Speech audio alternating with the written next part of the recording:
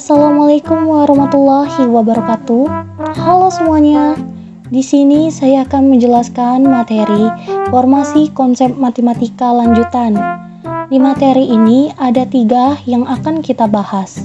Yang pertama, konsep matematika sebagai warisan budaya. Yang kedua, konsep matematika sebagai kekuatan pemikiran konseptual. Yang ketiga, konsep belajar matematika. Baiklah, langsung saja kita masuki ke materi yang pertama, yaitu konsep matematika sebagai warisan budaya. 1. Pengertian matematika dan warisan budaya. Matematika berasal dari bahasa Latin matenein atau matema yang berarti belajar atau hal yang dipelajari. Matematika dalam bahasa Belanda disebut wiskunde atau ilmu pasti yang kesemuanya berkaitan dengan penalaran. Ciri utama matematika adalah penalaran deduktif, yaitu kebenaran suatu konsep atau pernyataan diperoleh sebagai akibat logis dari kebenaran sebelumnya, sehingga kaitan antar konsep atau pernyataan dalam matematika bersifat konsisten. Menurut etimologi, kata matematika berasal dari bahasa Yunani kuno, yaitu mathema, yang berarti pengkajian, pembelajaran, ilmu yang ruang lingkupnya menyempit, dan arti teknisnya menjadi pengkajian matematika. 2. Sejarah matematika dalam warisan budaya. Evolusi matematika dapat dipandang sebagai sederetan abstraksi yang selalu bertambah banyak, atau perkataan lainnya perluasan pokok masalah. Abstraksi mula-mula yang juga berlaku pada banyak binatang adalah tentang bilangan. Pernyataan bahwa 2 apel dan 2 jeruk sebagai contoh memiliki jumlah yang sama. Selain mengetahui cara mencacah objek-objek fisika, manusia prasejarah juga mengenali cara mencacah besaran abstrak seperti waktu, hari, musim, tahun. Aritmatika dasar atau penjumlahan, pengurangan, perkalian, dan pembagian mengikuti secara alami. Langkah selanjutnya memerlukan penulisan atau sistem lain untuk mencatatkan bilangan. Semisal tali atau dawai bersimpul yang disebut kuipu dipakai oleh bangsa Inca untuk menyimpan data numerik. Sistem bilangan ada banyak dan bermacam-macam. Bilangan tertulis yang pertama diketahui ada di dalam naskah warisan Mesir kuno di Kerajaan Tengah Mesir, lembaran matematika Rin. Sistem bilangan maya. Penggunaan terkuno matematika adalah saat perdagangan, pengukuran tanah, pelukisan, dan pola-pola penentuan dan pencatatan waktu, dan hal ini tidak pernah berkembang luas hingga tahun 3000 sebelum Masehi. Orang Babilonia dan Mesir kuno mulai menggunakan aritmetika, aljabar, dan geometri untuk perhitungan pajak dan urusan keuangan lainnya, bangunan dan konstruksi, dan astronomi. Pengkajian matematika yang sistematis sebenarnya dimulai pada zaman Yunani kuno antara tahun 600 dan 300 sebelum Masehi. 3. Matematika dan warisan budaya. Matematika dalam warisan budaya dibagi menjadi 2, yaitu A. Matematika empiris, abad ke-6 sebelum Masehi sampai 1850. Pengertian empirisme. Empirisme secara etimologis berasal dari kata Yunani unapia atau emperia, dan dari kata experiti yang berarti berpengalaman dalam, berkenalan dengan, terampil untuk. Sementara menurut Leysey, empirisme adalah aliran dalam filsafat yang berpandangan bahwa pengetahuan secara keseluruhan atau parsial didasarkan kepada pengalaman yang menggunakan indera. Selanjutnya, secara terminologis terdapat beberapa definisi mengenai empirisme. Di antaranya, doktrin bahwa sumber seluruh pengetahuan harus dicari dalam pengalaman. Pandangan bahwa semua ide merupakan abstraksi yang dibentuk dengan menggabungkan apa yang dialami. Pengalaman indrawi adalah satu-satunya sumber pengetahuan dan bukan akal. Sebuah sistem pengetahuan yang mempunyai peluang besar untuk benar, meskipun kepastian mutlak tidak akan pernah dapat dijamin, kaum empiris memegang teguh pendapat bahwa pengetahuan manusia dapat diperoleh lewat pengalaman. Jika kita sedang berusaha untuk meyakinkan seseorang empiris bahwa sesuatu itu ada, dia akan berkata, "Tunjukkan hal itu kepada saya." Dalam persoalan mengenai fakta, maka dia harus diyakinkan oleh pengalamannya sendiri. Tokoh yang dianggap sebagai benih dari empirisme adalah Aristoteles. Seperti juga pada rasionalisme, maka pada empirisme terdapat banyak tokoh pendukungnya yang tidak kalah populernya. Tokoh-tokoh yang dimaksud diantaranya adalah David Hume, John Locke, dan Bishop Berkeley. Bangsa-bangsa Babilonia, Mesir, Sumeria dapat dipandang sebagai matematika empiris. Nama ini berkaitan dengan perkembangan matematika yang selalu untuk memenuhi keperluan dalam perdagangan, pengukuran, survei, dan astronomi. Dengan kata lain, matematika diangkat dari pengalaman manusia, bergelut dengan masalah-masalah praktis dalam kehidupan sehari-hari. Walaupun demikian, matematika empiris ini telah mengantisipasi datangnya matematika non-empiris seperti telah digunakannya bilangan negatif dan sistem bilangan alam atau asli yang menuju ke Tahingga. Kontribusi paling menonjol bangsa Yunani terhadap perkembangan matematika terletak pada dipilihnya metode deduktif dan kepercayaannya bahwa fenomena alam dapat disajikan dalam lambang-lambang bilangan, dan ini terbukti sekarang telah ditemukan alat-alat elektronik digital. Bangsa Eropa sendiri baru belakangan tertarik pada matematika. Selama 1000 tahun matematika berkembang di Asia Kecil, Yunan Arab, tahun 400-120, perkembangan matematika dapat dikatakan berhenti hanya beberapa gelintir orang yang mengembangkan secara individual, tanpa ada komunikasi satu sama lain. Di antara mereka adalah Boethius, Aluciono, dan Garberet, dan yang paling akhir Leonardo Fibonacci. Barulah pada abad ke-16, pusat perkembangan matematika berada di Eropa. 2. Pengaruh aliran empirisme terhadap perkembangan filsafat matematika. Filsafat matematika lahir di Yunani kuno yang ditemukan dan dikembangkan oleh para filsuf seperti Socrates, Plato, Aristoteles, dan juga oleh beberapa filsuf pra-Socrates. Masalah filsafat matematika ini masih menjadi kajian filsuf-filsuf masa kini. Pada abad ke-18, muncullah salah seorang filsuf, yaitu Immanuel Kant, yang termotivasi oleh perselisihan empirisme yang mengungkapkan bahwa kebenaran-kebenaran dari geometri, aritmatika, dan aljabar bersifat sintetik a priori yang berdasarkan pada intuisi. Pada zaman Yunani, filsafat pada matematika sangat dipengaruhi oleh studi mereka, yaitu geometri. Sedangkan pada abad 20, filsafat matematika menyangkut hubungan antara logika dan matematika dan ditandai dengan minat yang dominan dalam logika formal, teori himpunan, dan isu-isu mendasar. Menurut Aristoteles, objek matematika seperti segitiga dan lingkaran adalah abstraksi dari percobaan, yaitu dari interaksi kita dengan berbagai benda-benda yang kira-kira bentuk bulat yang membentuk konsep bola yang sempurna. 3. Dampak aliran empirisme terhadap perkembangan ilmu matematika. Salah seorang yang mengembangkan matematika di Eropa pada abad 17 adalah Galileo Galilei. Ia mengamati lampu gantung di gereja Pisa dan mendapatkan bahwa periode ayunan lampu tidak bergantung pada panjang busur ayunannya, dan membuktikan bahwa periode ayunan tidak bergantung kepada beban bandulnya. Dan penemuan lainnya, yaitu bahwa kecepatan benda jatuh tidak bergantung pada berat benda itu. Penemuan Galileo ini member pandangan baru terhadap ilmu pengetahuan, yaitu keselarasan antara eksperimen dengan teori. Perkembangan cabang-cabang matematika mulai zaman sebelum Masehi sampai sekarang seperti aritmatika, geometri, kalkulus, aljabar, statistik, dan analisis, beserta pembuktian-pembuktian yang telah ditemukan oleh para ahli matematika, dapat kita pelajari sampai sekarang.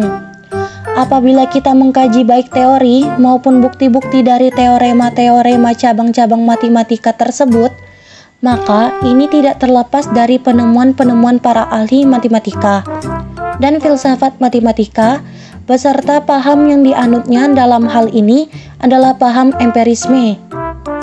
Berdasarkan paham empirisme, kontribusi terhadap perkembangan matematika antara lain dalam hal pembuktian-pembuktian suatu teorema, yaitu dengan menggunakan akal atau rasio dan pengalaman indera atau empirisis untuk merangsang ingatan dan membawa kesadaran terhadap pengetahuan yang selama ini sudah ada dalam pikiran.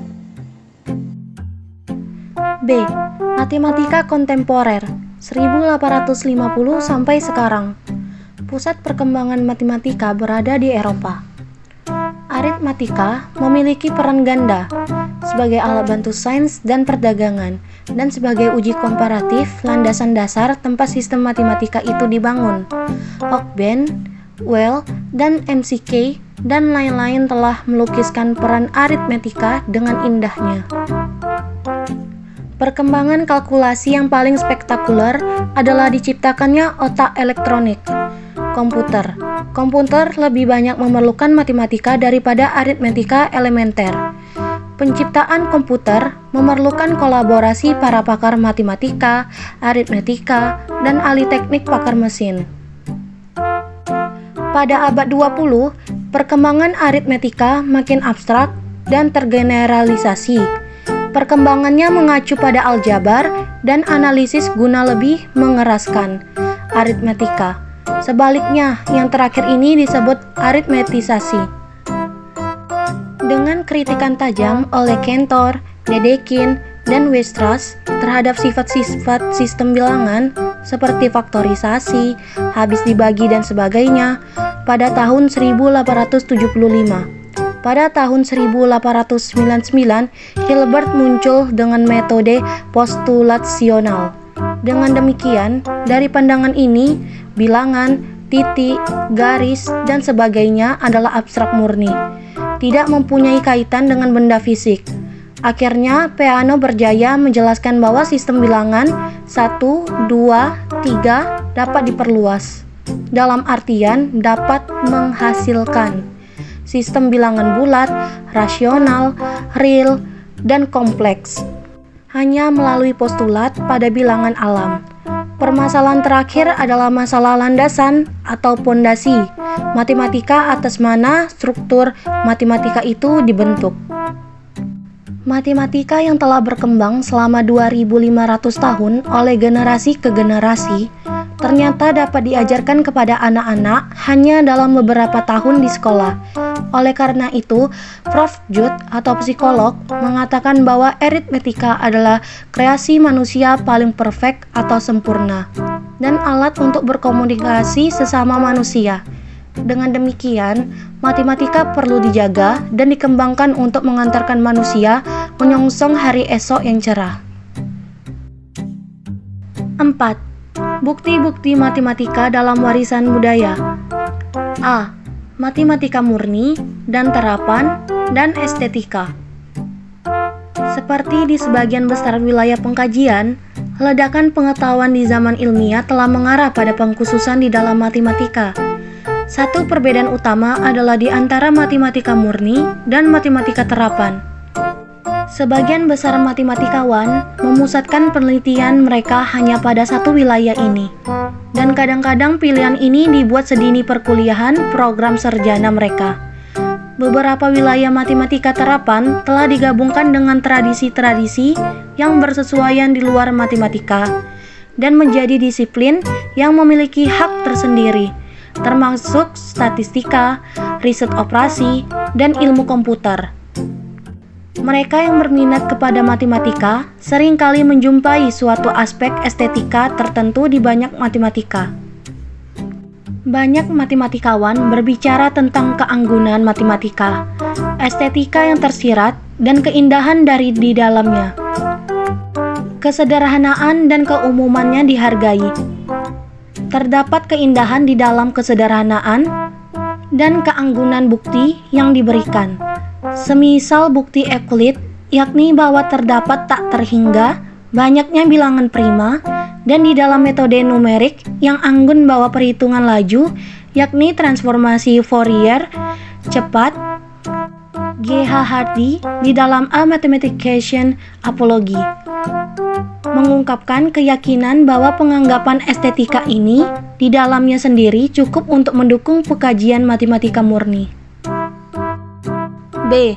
Notasi, bahasa, dan kekakuan.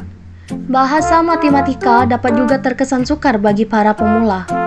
Kata-kata seperti atau dan hanya memiliki arti yang lebih presisi daripada di dalam percakapan sehari-hari. Selain itu, kata-kata semisal terbuka dan lapangan memberi arti khusus matematika. Para NGA matematik MC-awan menyebut presisi bahasa dan logika ini sebagai kaku atau rigor, lambang ketahinggaan di dalam beberapa gaya sajian. B. Konsep matematika sebagai kekuatan pemikiran konseptual. Pemikiran konseptual memberi kekuatan besar untuk menyesuaikan diri terhadap lingkungan dan membuat lingkungan agar menjadi bagian dari kita. Kekuatan konsep juga datang dari kemampuan untuk mengkombinasikan dan menghubungkan berbagai pengalaman berbeda dan kelompok berbeda. Semakin abstrak suatu konsep, semakin membangkitkan kekuatan kita untuk melakukan klasifikasi. Sehingga, berpikir konseptual dalam memecahkan masalah matematika adalah kemampuan siswa untuk membuat gambaran mental secara utuh dari objek-objek yang saling terkait dan menentukan objek kunci sebagai dasar untuk membuat strategi penyelesaian masalah matematika yang sedang dihadapi.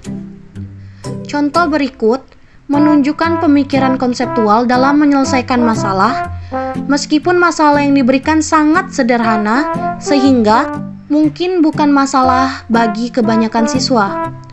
Selesaikan 85 kali 62. Siswa yang berpikir konseptual mungkin menyelesaikan dengan cara seperti berikut. Metode yang pertama, siswa menjelaskan bahwa menjumlahkan 62 sebanyak 85 kali untuk mendapatkan hasil dari 85 kali 62. Metode yang kedua, siswa mengatakan bahwa pertama saya kalikan 5 kali 62, berikutnya saya kalikan 80 kali 62, hasilnya 310 ditambah 4960 sama dengan 5270. Metode yang ketiga, siswa mengatakan saya bagi masalah menjadi 4 bagian, yaitu 60 kali 80 sama dengan 4800, 60 kali 5 sama dengan 300, 2 kali 80 sama dengan 160, dan 2 kali 5 sama dengan 10, sehingga hasil jumlahnya adalah 5270. Baiklah, metode yang keempat, siswa mengatakan pertama saya bulatkan 85 ke 90, kemudian saya kalikan 90 kali 62, lalu saya kalikan 62 kali 5, kemudian saya kurangi 310 dari 5580 dan mendapat 5270. Baiklah, kita masuki ke materi yang terakhir, yaitu C. Konsep belajar matematika. Untuk pembelajaran konsep matematika, Sunardi mengemukakan beberapa faktor yang mempengaruhi mudah atau sulitnya orang belajar konsep, yaitu 1. Kejelasan dan kekonkretan ciri-ciri utama definisi. Yang kedua, tersedianya definisi. Yang ketiga, penyajian contoh-contoh positif. Yang keempat, penyajian contoh-contoh negatif. Yang kelima, penyajian yang disimultan dilawankan dengan penyajian yang sekuensial dari contoh-contoh positif dan negatif. A. Pendefinisian atau definiting. Untuk itu, definisi seringkali ditulis dalam bentuk pengkelasan seperti berikut. 1 adalah 2 sehingga 3. 1 diisi istilah yang didefinisikan. 2 diisi istilah yang merupakan superset dari kumpulan objek dari istilah yang didefinisikan. 3. Diisi satu atau lebih ciri-ciri khusus yang dimiliki oleh istilah yang didefinisikan. Contoh, jajar genjang adalah segi empat yang memiliki dua pasang sisi sejajar. Jajar genjang, istilah yang didefinisikan. Segi empat, superset dari jajar genjang. Dua pasang sisi sejajar, ciri-ciri khusus yang dimiliki oleh jajar genjang. B. Menyatakan syarat cukup. Contoh, jika segi empat memiliki sepasang sudut berhadapan sama besar, maka segi empat tersebut merupakan jajar genjang. Dari contoh di atas, dapat dikatakan bahwa syarat cukup agar suatu segi empat merupakan jajar genjang adalah memiliki sepasang sudut berhadapan sama besar. Secara umum, syarat cukup didahului oleh kata jika. Kadang digunakan juga istilah lain seperti sebab, karena, asalkan, dengan alasan. C. Memberi contoh. Diharapkan contoh yang dipilih adalah yang sederhana, kemudian siswa dituntun untuk mencari contoh-contoh sendiri.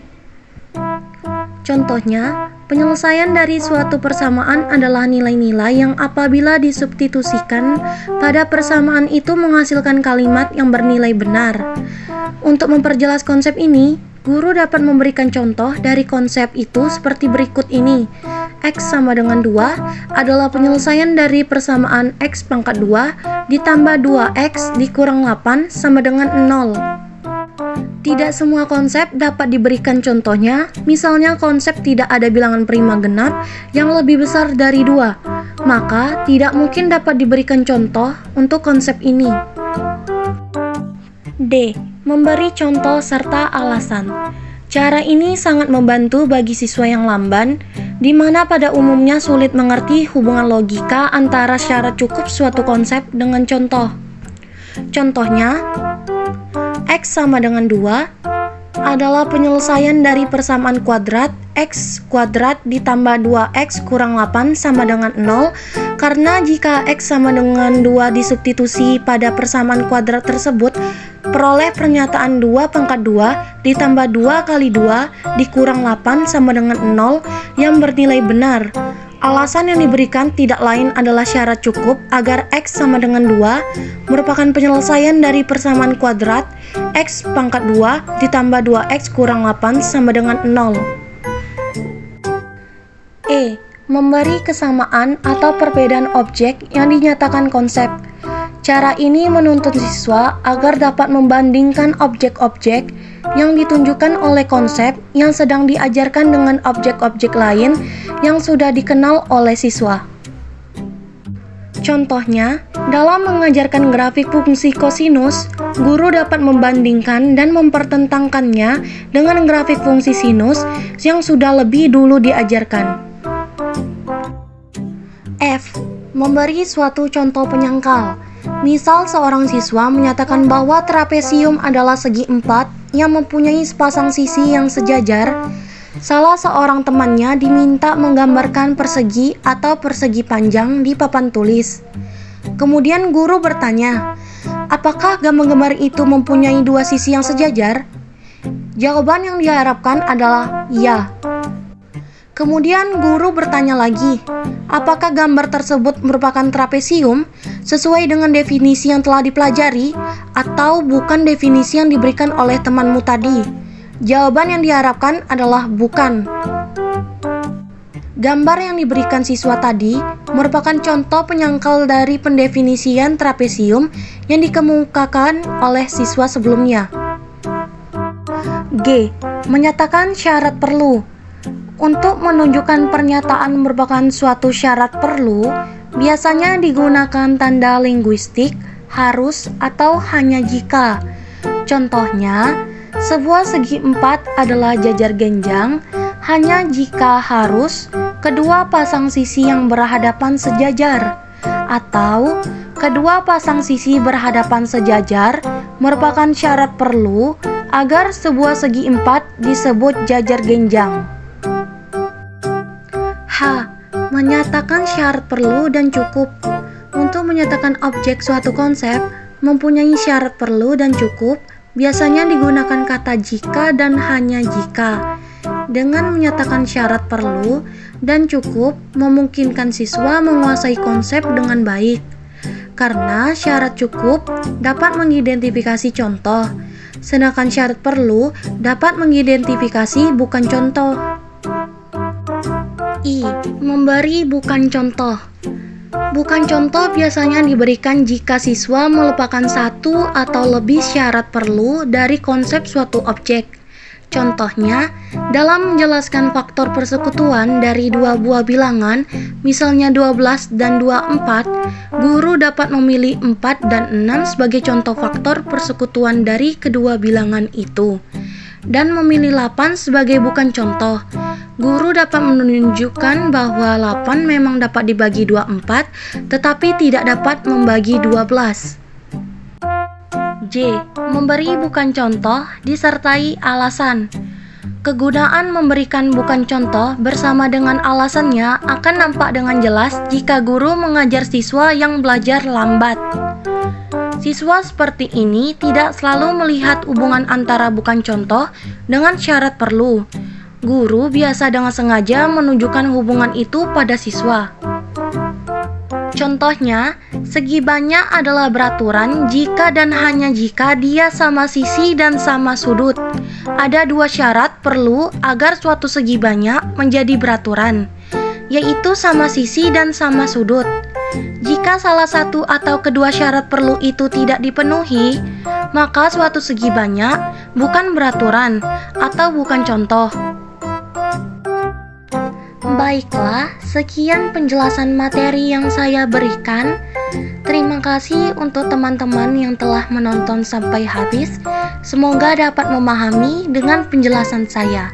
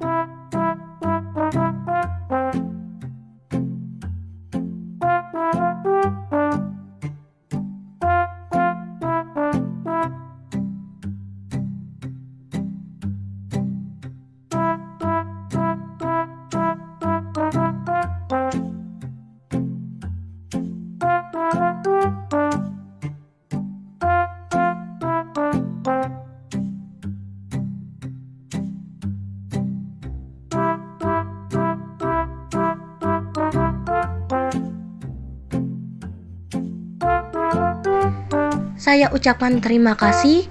Wassalamualaikum warahmatullahi wabarakatuh.